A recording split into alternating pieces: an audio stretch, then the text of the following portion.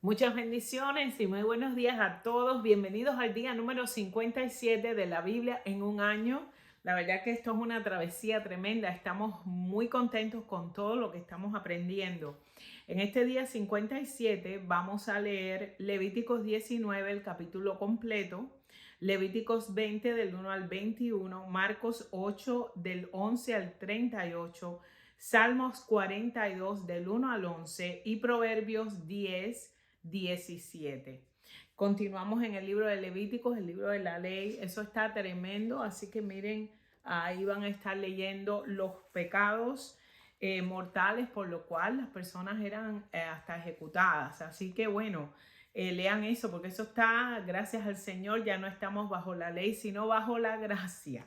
Pero bueno, quiero compartir con ustedes lo que habla el libro de Marcos, así que vamos a Marcos 8 y vamos a comenzar nosotros en el versículo 31.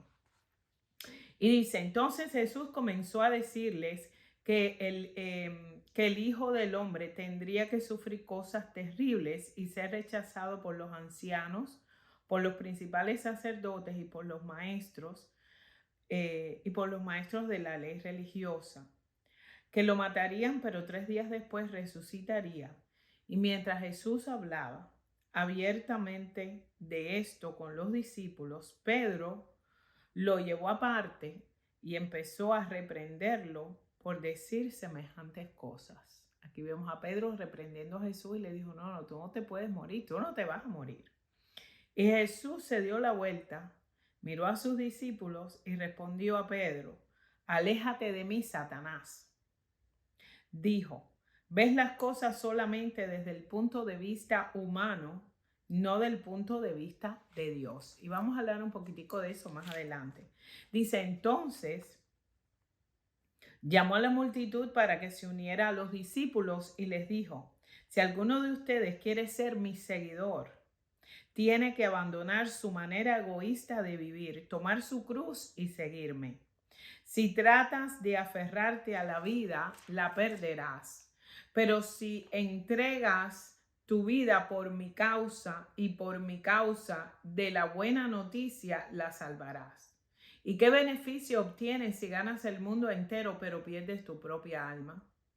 ¿Hay algo que valga más que tu alma? Si alguien se avergüenza de mí y de mi mensaje en estos días de adulterio y de pecado, el Hijo del Hombre se avergonzará de esa persona cuando regrese en la gloria de su Padre con sus santos ángeles. Entonces aquí estamos viendo a Pedro que le está diciendo, reprendiendo al Señor cuando Pedro se entera que es su maestro, que el Mesías, porque acuérdate que ya el Señor en versículos anteriores Dios le había revelado a Pedro que Jesús era el Mesías. O sea, wow, ¿cómo es posible que en el versículo anterior les revela que era el Mesías y ahora le dice, te reprendo, Satanás, le dice el Señor a Pedro? Entonces, ¿por qué? Porque cuando el Señor se da cuenta que lo que Pedro le estaba diciendo venía en contra, número uno, de las escrituras, de las profecías que se habían hablado del Mesías, porque el Señor sabía cuál era su plan aquí en la tierra, cuál era su propósito y sabía que él tenía que morir y muerte de cruz. Entonces, lo que Pedro estaba diciendo era una contradicción completamente hacia la autoridad espiritual que había sobre Jesucristo. Entonces ahí el Señor los reprende. Y Pedro, yo estoy seguro que ni siquiera se dio cuenta en ese momento que estaba siendo usado por Satanás, porque muchas veces nosotros nos dejamos llevar por nuestras emociones y se nos olvida lo que dice la palabra. Y muy a menudo es muy fácil ser una herramienta de Dios. Nosotros siempre somos herramientas de Dios o Satanás. Por eso decimos que con tu boca bendices o maldices.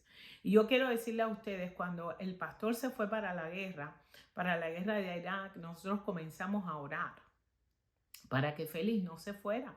Y nosotros no queríamos que se fuera. Y estuvimos en oración, 3 meses ayuno y oración. Y un día el Señor en mi casa me levanta y yo escuché la voz y me dijo, estás orando mal. Tu oración no llega porque estás orando tu voluntad, no mi voluntad. estás orando egoístamente. Me recuerdo que llamé a mi suegra en ese momento y le dije, estamos haciendo una oración errónea. Nosotros estamos orando para que Félix no se vaya y tenemos que orar por la voluntad de Dios sobre lo que Félix va a hacer y el propósito de Félix, si se queda o si Félix se va. Entonces, esto es una enseñanza tremenda. Desde ese momento yo comencé a orar por la voluntad de Dios, porque nosotros le pertenecemos a Él y somos de Él. Y Él va a cumplir con nosotros el propósito que Él quiera, cuando quiera, como quiera y a través de quien Él quiera. Entonces, esto fue lo que le pasa a Pedro aquí, que el Señor le dice, estás viendo las cosas, no estás viendo las cosas de parte de Dios, sino las estás viendo de parte de los hombres, como si la estuvieras viendo de parte de los hombres. Y cuando estas cosas entran en nosotros y comenzamos a pensar por la parte que nos duele, por la parte sentimental, Satanás se aprovecha y entra. Es por eso que nosotros a veces hasta estorbamos los planes de Dios sobre nuestros hijos, sobre nuestros esposos. Así que tenemos que aprender a decir, Señor, que se haga tu voluntad sobre mi hijo. Entonces, Pedro es un ejemplo aquí perfecto de un corazón sincero y acoplado. Pero también tenemos que tener cuidado porque muchas veces esta sinceridad de nuestro corazón, que no es un corazón perfecto, nos lleva a una vida de desastre y nos lleva también a apartarnos de la voluntad de Dios. Así que tenemos que tener mucho cuidado con eso. Ahí el Señor, ustedes ven que el Señor les reprende y le dicen, tengan cuidado con la levadura de los fariseos en ese tiempo. Bueno, hay que tener cuidado porque a veces nosotros, tú sabes, nos pasamos un poquito y cuando vemos, a ver, ya nos fuimos de las cosas de Dios y nos metimos en las cosas de los hombres, porque este mundo enseguida nos lleva y nos atrae. Tenemos que tener mucho cuidado con eso. Es importante. Aquí el Señor le dice a estas personas, niéguense a sí mismos, tomen su cruz y síganme. Y aquí a veces nosotros pensamos en la cruz, hemos tomado la cruz en estos tiempos como un símbolo del cristianismo. Pero es que la cruz no es un símbolo del cristianismo para una vida que se vive sin problemas ni situaciones. Nosotros vamos a tener situaciones y problemas en nuestra vida, pero el Señor no dice eso, toma tus problemas y sígueme a mí. Eso no es lo que el Señor dice, porque cuando el Señor les dice a ellos y los está preparando para decirles que Él iba a tener una muerte de cruz, quería decir que Él iba a morir por ellos. Ya el Señor sabía que la muerte venía. Quiere decir que hay que negarse a sí mismo. Cuando nosotros nos negamos a nosotros mismos, no es lo mismo que una abnegación. Cuando nosotros estamos en términos de abnegación, negamos cosas, por ejemplo, dejar de comer o dejar de ver televisión, eso es abnegación. Pero cuando nosotros nos negamos a nosotros mismos, nuestra obediencia completa quiere decir que nuestra vida completa está rendida a Cristo, que estamos dispuestos a morir por la causa de Jesús. Y esos son los tiempos que vienen. Cuando el Señor dice, toma la cruz, quiere decir que cada día tú estás expuesto a morir por la causa de Jesucristo y por quien Él es. No porque vas a tener situaciones en la vida, porque Él dijo que en este mundo hallarías aflicción, ¿verdad? Pero que de todas esas cosas, de todas esas aflicciones, todas esas cosas, que te regocijes en ellas porque Él ha vencido al mundo. Esto no es lo que el Señor dice cuando dice, toma tu cruz y sígueme. Quiere decir, niégate a ti mismo. O sea, tu vida, piérdela. Ya tú vas en camino a la muerte. El camino a la muerte te va a llevar a lo que es la vida eterna, a la muerte de la carne, a la muerte de quien tú eres y aún a morir físicamente, porque esto lo habló Jesús. Por eso Él dijo que todo que pierda su vida por causa de mí y por el evangelio, ese salvará su vida. Y te quiero poner un ejemplo. Mira, esto es como una semilla. Tú tienes una semilla, cuando tú la siembras, tú pierdes la semilla, ¿verdad? Y la semilla, aunque pareciera que está muerta o la semilla está enterrada, esa semilla va a ser aquello por la cual Dios la creó.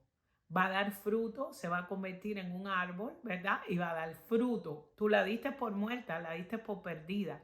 Pero todo aquello que muere va a resucitar y va a tomar vida según el propósito de Dios. Así que por eso nosotros tenemos que morir a nosotros mismos para que el propósito de Dios se cumpla en nuestra vida. Esto es algo difícil de entender, pero en el Evangelio funciona de esta manera, porque esto no es a la manera de nosotros, sino a la manera de Dios. Y después el Señor dice, más atrás, ya lo último, terminando el versículo, dice, ¿y qué aprovechará el hombre si ganare todo el mundo y perdiere su alma? Wow, esto está tremendo. Yo quiero que ustedes mediten bien en esto. ¿Y por qué? Porque acuérdense más atrás, cuando vamos a Lucas 4, del 5 al 8, y estudiamos ese versículo, ahí es donde el Señor se le presenta a Jesucristo en el desierto, Satanás, y le dice, yo te voy a dar todos los reinos del mundo. Y le presenta, y se lo presenta todo, o sea, yo te lo voy a dar todo. Pero el Señor sabía quién él era y le dijo, escrito está, ¿verdad? Así le dijo, le habló con la palabra. ¿Por qué? Porque Jesús encontró vida y sabía que lo que le iba a pasar era para vida eterna, que el Señor lo iba a levantar y lo iba a restaurar, y todos los reinos del mundo no le pertenecían a Satanás, sino le pertenecían a su Padre. Y él sabía que él iba a ser heredero con su Padre de todas las cosas que ellos habían creado juntos, y que iba a sentarse a la diestra del Padre, iba a gobernar con poder y autoridad sobre todos, incluyendo Satanás, principados, potestades, huestes celestiales y demonios. Esto es algo, pero algo increíble. Satanás se pensó que iba a engañar a Jesús con las riquezas, con lo que él veía, con los reinos del mundo. Y Satanás fue obediente a la palabra de Dios. La obediencia llevó a Cristo a la cruz. Así que la obediencia te lleve a ti a la vida eterna en Cristo Jesús. Que Dios te bendiga. Tenemos mucho que meditar en estos pocos versículos. Que el Señor me los bendiga y nos vemos otra vez mañana. Así que sigan meditando en la palabra. Dios les bendice. Hasta luego. Chao, bye bye.